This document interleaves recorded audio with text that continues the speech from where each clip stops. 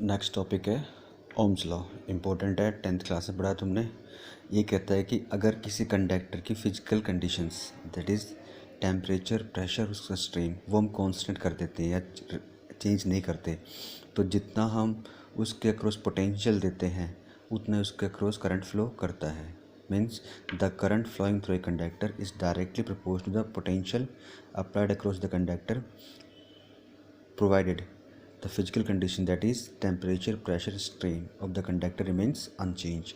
जैसे इसके एग्जांपल के लिए हमने सपोज एक ही कंडक्टर ले लिया, ठीक है, और इसके अक्रॉस हमने ये पोटेंशियल दे दिया, वेरिएबल पोटेंशियल हम इसको चेंज कर सकते हैं, ठीक है।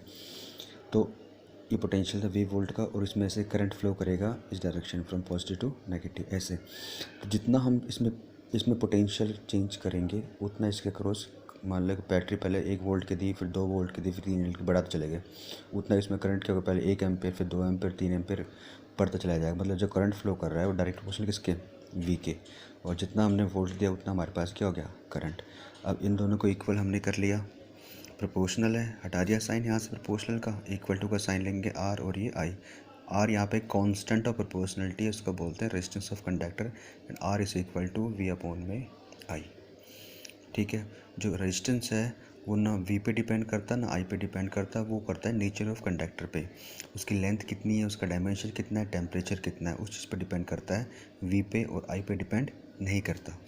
अब इसकी हम वी आई करेक्टरिस्टिक्स बना लेते हैं। वी आई का मतलब हम ग्राफ ड्रॉ करेंगे वी और आई के बीच में, इसके क्रॉस हमारे पास वी, इसके क्रॉस हमारे पास आई। तो हम दो कंडक्टर ले लेते हैं, कंडक्टर ये था, ए था, एक कंडक्टर हमारे पास बी था। तो स्लोप जिसका ज़्यादा होगा उसका रेजिस्टेंस क्या होगा, मैक्सिमम होगा, क्योंकि वी अपॉन में आई। तो ये जितना ज़्यादा होगा उतना ज़्यादा उसका रेजिस्टेंस होगा। अगर मैं आई और वी का ग्राफ बना के देता हूँ यहाँ से, यह हमारे पास हो गया आई, इसके क्रॉस क्या हो गया वी। इसको इन्वर्स कर दो, जैसे इसी को मैंने लिया v बराबर आर इंटू आई, इसको इसके नीचे ले आए और इसको इसके नीचे ले आए, तो 1 अपॉन आर और आई अपॉन में v। तो ये i और v का ग्राफ बन गया। इसमें स्लोप इन्वर्सली है ना, तो जिसका b और ये a। अब जिसका जितना कम स्लोप होगा उसका उतना ज़्यादा क्या होगा, रेजिस्टेंस होगा, क्योंकि इन्वर्सली है, स्लोप कम तो रेजिस्टेंस ज़्यादा। इसमें डायरेक्टली था, तो जितना ज़्यादा स्लोप उतना ज़्यादा रेजिस्टेंस। ये वी आई करेक्टरिस्टिक्स है इसकी।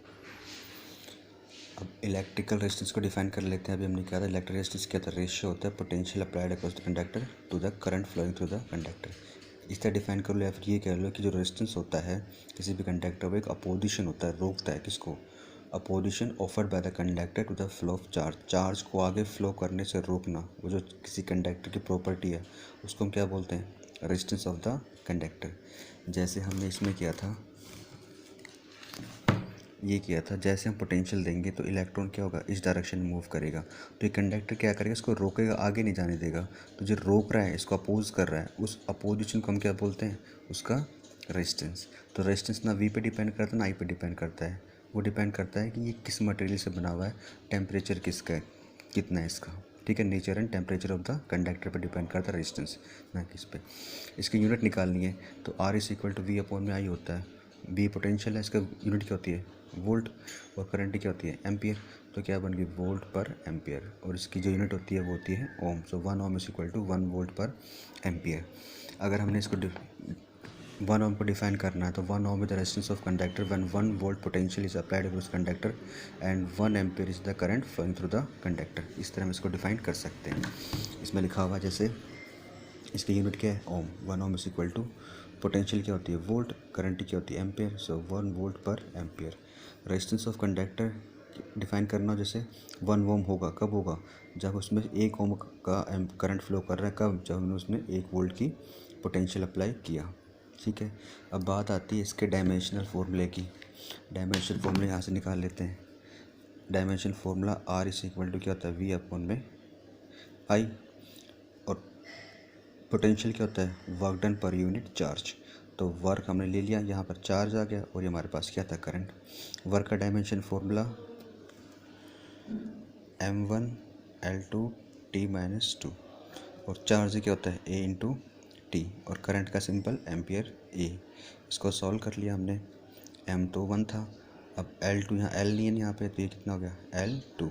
ये T ऊपर जाएगा, प्लस -2 पहले से था ऊपर, क्या तो एक माइनस और हो गया, तो T की पावर -3 और एक A और एक ये 2 हो गया, और ऊपर गया तो माइनस लग गया -2। ये इसका क्या है डायमेंशनल फार्मूला। ठीक है, अब बात आती है जो रेजिस्टेंस है किन किन फैक्टर्स पे डिपेंड करता है। एक तो उसके नेचर डिपेंड करता है किस मटेरियल से बना हुआ है पहला तो, ठीक है। दूसरा वो डिपेंड करता है लेंथ पे, मैंने बताया डायमेंशन पर डिपेंड करता है, डायमेंशन मतलब उसके साइज़ वगैरह पे।